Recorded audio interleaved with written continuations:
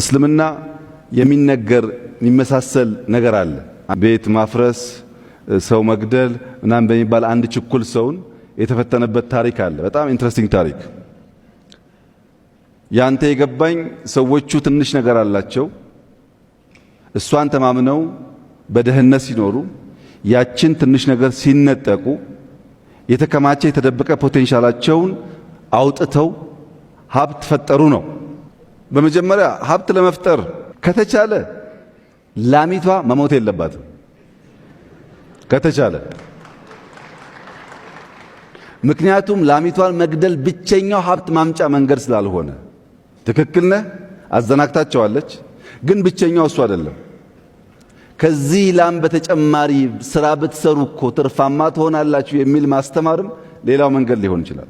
ነገር ግን ፊር አዲስ ነገር ኢምብሬስ ለማድረግ አለመሞከር ታስረህ ማለት ነው። በካልቸር ሊሆን ይችላል፣ በእምነት ሊሆን ይችላል፣ ይበቃኛል በሚል ልምምድ ሊሆን ይችላል። ታስረህ ካለህበት የሚፈታ ሼክ የሚያደርግ ነገር ያስፈልጋል። ያ ነገር የግድ ትልቅ መሆን የለበትም። ራስህ ሜታፎር ስላመጣህ እኔም በሜታፎር እመልስልሃለሁ።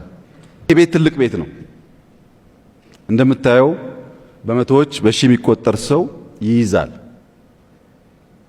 ይሄ ቤት ሰፊ ቤት ነው። ይሄንን ቤት ይሄንን አዳራሽ እኔ እናንተ እንድንገባና እንድንወጣ የሚያስችለን ያበር ነው። የበሩ ሳይዝ እንደምታየው ከቤቱ ሳይዝ በጣም ያንሳል። ሚናው ግን ቀላል አይደለም። እንደገና በሩን ካየ በኋላ የበሩን መዝጊያ ጋን ብታይ፣ መቆለፊያውን ጋን ብታይ ከበሩ ሳይዝ በጣም ነው የሚያንሰው። ግን የምንከፍተው የምንዘጋው በሱ ነው። መጨረሻ ላይ ከሁሉ ያነሰው መፍቻዋ ቁልፍ የዚህን አዳራሽ 0.1% ሳይዝ የማትወስደዋ ቁልፍ ከበሩ እንኳን ስታስተያያት በጣም ያነሰችው ቁልፍ እራሱ ከጋኑም ስታስተያያት ያነሰችዋ መፍቻ ቁልፍ ግን እኔ እናንተን ቆልፋ ታስቀምጣለች፣ ከፍታም ታስወጣለች። ትንሿ ቁልፍ እዚህ በሚያክል ቤት ውስጥ ያለን ሰዎች መውጣት መግባታችን የምትወስን ከሆነ ሃምብል ቢግኒንግ ያነሰ ይመስል ቢግኒንግ ትላልቁን ነገር ሊያንቀሳቅስ ይችላል ማለት ነው።